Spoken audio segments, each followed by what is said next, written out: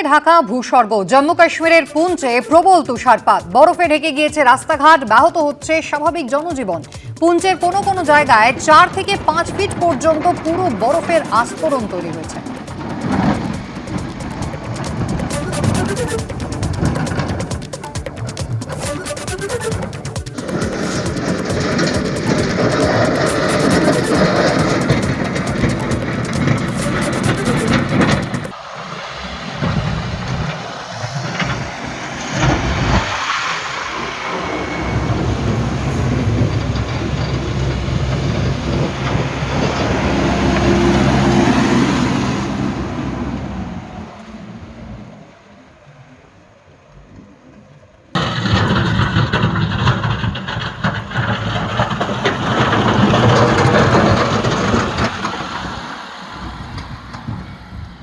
রাজ্য জুড়ে কনকনে ঠান্ডা, শীতের কামড়। আজও কলকাতায় 10 ডিগ্রির ঘরে সর্বনিম্ন তাপমাত্রা। এই বিষয় নিয়ে আরো বিস্তারিত জানাবেন প্রতিনিধি সুকান্ত মুখোপাধ্যায় সরাসরি আমাদের সঙ্গে রয়েছেন। সুকান্ত, একদিকে কনকনে ঠান্ডা, কুয়াশার দাপট, বেলা বাড়ার সঙ্গে সঙ্গে কি আকাশ পরিষ্কার হবে? পাশাপাশি জেলার ছবিটাই বা কেমন থাকবে, কি বলছে আবহাওয়া দপ্তর?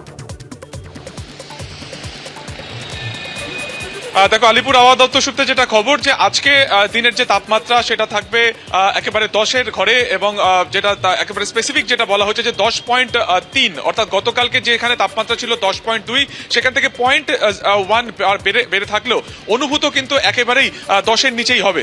এবং আজকে জেলার যে চিত্রটা, সেখানে কিন্তু বেশিরভাগ জায়গাতে 10-এর নিচেই সেখানকার তাপমাত্রা থাকবে।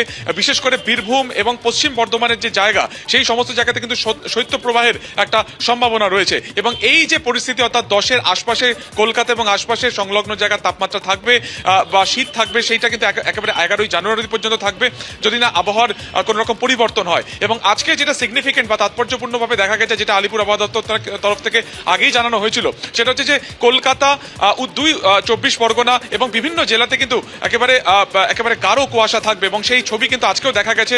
বিভিন্ন জায়গাতে কিন্তু ব্যাপক কুয়াশা ছিল, অন্ততপক্ষে সকাল 8টা পর্যন্ত। বিভিন্ন জায়গাতে দৃশ্যমানতা কিন্তু 50 মিটারেরও কম ছিল। বেশ কিছু স্টেশনেও আমরা দেখেছি, একেবারে ট্রেন স্টেশনে, সেখানে কিন্তু রেল চলাচল কিছুটা ধীর গতিতে হয়েছে।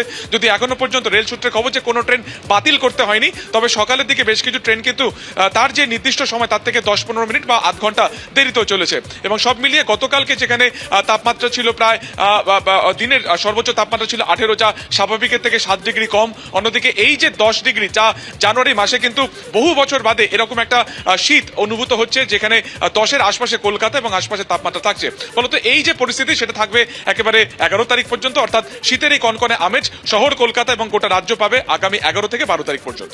ধন্যবাদ সুকান্ত। এবিপি আনন্দ, এগিয়ে থাকে, এগিয়ে রাখে।